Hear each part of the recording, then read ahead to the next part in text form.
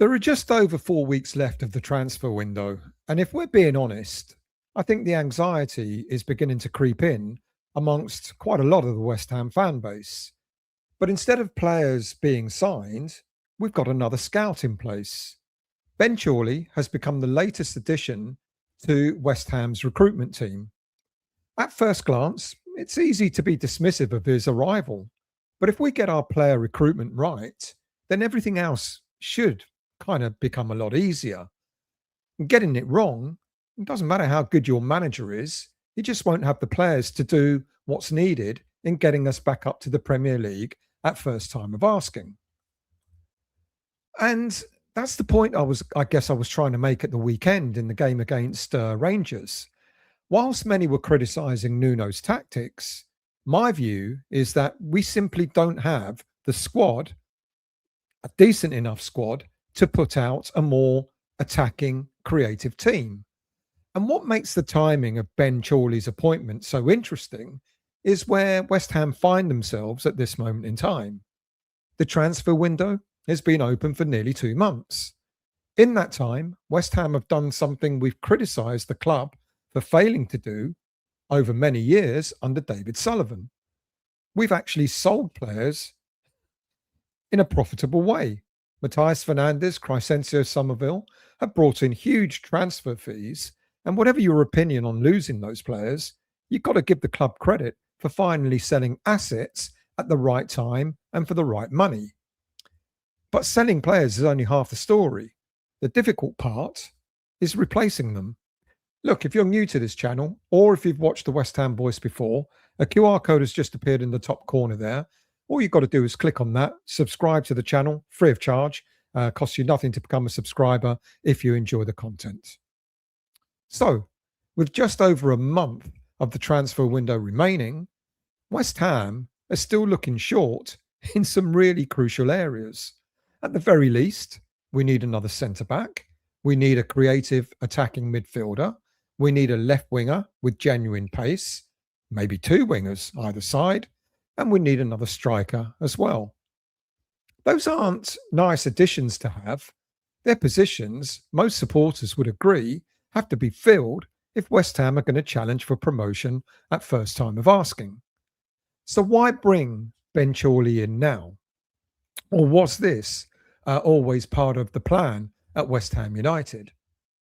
Now, has Niels Koppen decided that he needs help? You know, that he needs more knowledge about getting players in for the Championship? Or has the club recognised that the recruitment simply hasn't moved as quickly as we'd all hoped? I don't know the answers to these questions. I guess none of us do. But I do think they're questions worth asking. Now, the reason I say all this is because I don't believe Ben Chorley has been appointed by accident. If you look at his career, there's a very clear pattern. He's spent years identifying undervalued players. He's worked extensively in the Championship and League One, as well as the French Football League as well. And he's used the loan market intelligently. And he's been part of recruitment structures that have consistently focused on signing younger players with room to improve rather than chasing established names with little resale value. Does that sound familiar? It should do, because that's exactly the philosophy Niels Koppen has spoken about since arriving at West Ham. That's what he has built his reputation on, which immediately tells me that this isn't about replacing Koppen per se. It's about strengthening the recruitment department. The question is whether Chorley fills a gap that West Ham felt that they were probably missing. Let's just focus just briefly on Koppen, shall we? When West Ham appointed him, there was excitement, and rightly so. His reputation has been built across Europe. He spent years identifying players before they become household names and before their values go up. I guess that's the modern recruitment structure or the recruitment model that we've been lacking in at West Ham United. You know, using data as well as traditional scouting methods, finding players with potential, developing them, increasing their value, you know, and sell them when the time is right. Um, we've already started to see that kind of thinking at West Ham. I guess that's why Coppen has been brought in. The problem is that recruiting players for the Championship presents a completely different challenge. 46 league games, physical football, relentless schedules, a different style of play, different types of players needed. Some footballers who look outstanding in the Premier League could really struggle in the Championship, but equally, plenty of Championship players go on to become excellent Premier League footballers. So, knowing which players can make that step isn't easy. It comes from watching the division week in, week out, season after season. And that's where I think Ben Chorley comes in. Because if Coppen's greatest strength is the knowledge of European football and the markets like Belgium and Scandinavian leagues, etc., then Chorley's greatest strength is his knowledge of the domestic market. And I actually think that the two of them could complement each other extremely well. If you go back to Chorley's time at Swindon, he built a reputation for clever recruitment rather than expensive recruitment. Swindon didn't have the biggest budget. They couldn't simply outspend everybody else. They had to find value. They had to identify players other clubs had overlooked. They had to use the loan market really well, and they had to develop players and increase their value. So players like Joe Wallacott developed into an international goalkeeper. Jack Payne became one of the best attacking midfielders in League One. Dialang Zimi, probably haven't pronounced that correctly, earned a move higher up the footballing pyramid. Tyrese Simpson arrived on loan and made a real impact. Again, there was a clear recruitment strategy. Young players with potential, loans from bigger clubs, experienced professionals to bring a balance to the squad, players who could improve and become valuable assets. It's almost identical to the model Coppen has been following throughout his career. From Swindon, Chorley moved into Sport Republic Group, becoming sporting director of French club Valenciennes, before later taking on the role of head of UK scouting at Southampton. And in that role, he would have been heavily involved in monitoring players, compiling reports, and making recommendations on domestic talent. And when you look at the profile of the players Southampton have recruited over the last 3 years that Chorley has been there, the similarities with West Ham's proposed recruitment strategy under Coppen are obvious. Ronnie Edwards, one of England's brightest young central defenders, who recently was sold to QPR, excellent technically, comfortable bringing the ball out, still developing. And then there's players like Shay Charles, the defensive midfielder, who developed at the Manchester City academy system, intelligent, technically gifted. And of course, there's Taylor Harwood-Bellis, another example, initially arriving on loan before making the permanent move from Man City to Southampton, young, athletic, with Premier League potential. And then, of course, there's one player that every West Ham supporter knows extremely well, Matthias Fernandes, who was scouted from the Portuguese club Sporting and brought to Southampton for a fee of £15 million. Now, looking back now, Southampton's recruitment team clearly identified a player with enormous potential. And when you look across all those names, one thing stands out. Southampton weren't building just for one season. They were building a young squad that could improve together. They were filling the dressing room. They were not filling the dressing room with aging players looking for one final contract. They were investing in players whose value could increase. And that philosophy almost got them back into the Premier League. In fact, if Southampton had not become embroiled in the spying controversy that ultimately cost them a place in the playoffs, there's every chance they could have gone up this at the end of last season. And it could have been a squad that have stayed together, improved together, still have value if when the club returns to the Premier League. Now that to me is where Ben Chorley's experience becomes extremely valuable. So why did Chorley leave Southampton in the first place? I guess the simple answer is we don't really know. There was no public fallout, no dramatic exits.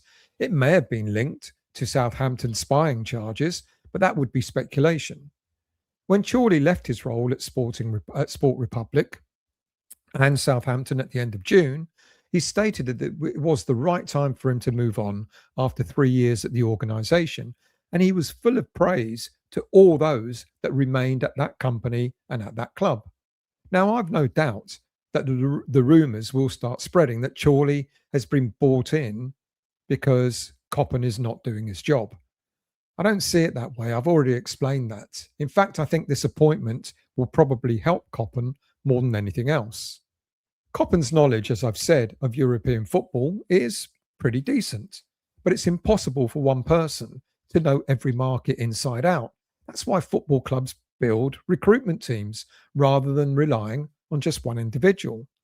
If West Ham looked at their recruitment department and decided that the one area where we lacked real expertise was the Championship, then appointing someone like Ben Chorley makes complete sense. So it's not replacing Coppen, it's giving him another specialist. If Nuno says he wants players who already understand the Championship, who have proved that they can cope with 46 games and who can hit the ground running, then Ben Chorley is exactly the sort of person you'd want sitting in those recruitment meetings. He will know which player is improving, he would know which player is already plateaued, he'll know which players have been watched by bigger clubs, and he'll know which youngsters are ready to step up, as well as knowing which Premier League players are going to be available for loan. That's knowledge that you can't find on a report. It's built over years of building contacts in the footballing industry that he will have. Plus, every scout has what people in football often called the little black book. Players that they know, players that they trust, players that they believe can make the next step and might come to a club that individual's working at. So it got me thinking, what sort of players would already be on Ben Chorley's radar? Now, before I mention any names, let me make one thing absolutely clear. These are not transfer rumours. I'm not saying West Ham are interested in these players. I'm not saying Ben Chorley has recommended them. These are simply the sort of players that I think Ben Chorley will know about inside out and the type of profiles that wouldn't surprise me if West Ham were considering. So the first one in my head is 23-year-old striker Tommy Conway, who's since arriving at Middlesbrough has scored 26 goals in 87 appearances. Energetic, presses defenders relentlessly, makes intelligent runs, works incredibly hard. He's already proven himself in the Championship while still having plenty of room to improve. So those are exactly the players, the kind of players who make a difference between finishing, say, first or second in the league or fifth, sixth or seventh. From the current crop of players that Southampton have got now, why am I linking him to Ben Chorley? Because Ben Chorley has been in the Championship. He will know of Conway. He will know what Conway's all about. He would have seen what that player's about. Now, within the Southampton squad, there's attacking midfielder Finn Azaz, 25-year-old international, scored 10 goals with 7 Irish international. Last season, he scored 10 goals with 7 assists from attacking midfield. And he was bought from Middlesbrough for a fee of about £10.5 million. Now, he may be now worth closer to 15, possibly 20 million, but certainly a player that's the exact profile Chorley and his scouting team would have identified. Now, Azaz is currently out injured, so it's not known how long he's out for, which may scupper any chances of a transfer during this window. But again, he's the kind of profile Chorley would target. Nathan Wood joined Southampton from Swansea in 2024. The 24-year-old centre-back has become a pivotal focal point in Southampton's defence and has more than doubled his value since joining the club. He might be available for about 10 mil. And the loan market is the one that Chorley has always used well. Throughout his career, he's consistently looked to bring talent in from bigger Premier League clubs, players who are desperate for regular football, players with a point to prove, and for a prime example of that, a player that went to Southampton whilst Chorley was there was Taylor Harwood-Bellis. Long linked with West Ham, he would clearly be yet another player that Chorley could target, and is a prime example, yet again, of the Chorley scouting system in the loan market. Still only 24 years of age, by the way. He'd probably be one of the more expensive players to get, maybe 20, 25 million. But again, a player that arrived at Southampton during Chorley's time, initially on loan and then eventually permanent. Now, I repeat, I'm not saying any of these players are players that Chorley's recommended or that West Ham will be targeting. I'm just illustrating the sort of footballers Ben Chorley has found for Southampton or would know a lot more about than Niels Coppen would because of their playing in the Championship. So let's go back to an original question. Why now? Because I don't think that's been answered yet. If the appointment of Chorley had happened in May, no one would have batted an eyelid. It would have been just another individual that's going to be part of the recruitment department. But making the appointment now does raise questions. His recruitment is, I've asked the question earlier, has recruitment been slower than the club expected? Possibly. Has Nuno asked for more Championship knowledge? Possibly. Has Niels Coppen himself recognised the value of bringing someone in who knows this division inside out? That's also possible. We don't know, but it could be any or all of those things. What we do know is that West Ham are actually entering the most important month of this transfer window. August is just round the corner. There's still plenty of work to do. The squad absolutely does need strengthening. Again, I want to just qualify what I was saying at the weekend. It's not that I thought that the squad that we've got are, we've got decent players. We've got some decent academy players, but some of the academy players are just not quite ready. And we can see from the senior squad that we're lacking. We're lacking pace. We're lacking creativity. The squad needs strengthening. And while the club deserve praise for the way that we've handled our outgoing transfers this summer, nobody's going to remember how much money West Ham have received for players if the replacements are not good enough to get us back into the Premier League. Supporters have been patient and they've been quite, enthusiastic about, a lot of the news that's come out of West Ham. But we're also a realistic bunch. The countdown to the new season has started. Every week that now passes without new arrivals just increases the pressure a little bit, not just on Nuno, but also on Daniel Kretinsky, who has promised quite a lot, and fans now want to see some action in getting this squad in a position where automatic promotion is doable rather than a wish. If Ben Chorley gives West Ham an edge in the area of recruiting the right players who can deliver in the Championship, then this could be a really decent appointment. One thing I do believe is this: West Ham now appear to have finally assembled a recruitment team with very different strengths. Coppen, understanding of Scandinavian, European markets. Chorley brings years of Championship experience and domestic scouting expertise. Nuno knows exactly the type of players he believes should be winning a promotion at first time of asking. And if all these three are pulling in the same direction, then West Ham should be in a much stronger position than we were at the start of this summer. The next 4 or 5 weeks are going to tell us an awful lot, not just about Chorley or Coppen or Nuno or Kretinsky, but whether West Ham's recruitment strategy is actually capable of delivering a squad good enough to get this club back where it belongs. Because in the end, West Ham are going to be judged on the players the club is going to be judged on the players West Ham bring through the front door and what they can deliver. And hopefully, by this time next month, we'll all be looking at a much stronger squad, younger and capable of mounting a serious promotion challenge. But what do you think? You tell me your thoughts. Are you anxious? Should we be anxious? Is Ben Chorley an appointment simply just another addition behind the scenes? Or do you think bringing him in has been a bit of a masterstroke because his vast knowledge of the Championship could be something that we have been missing?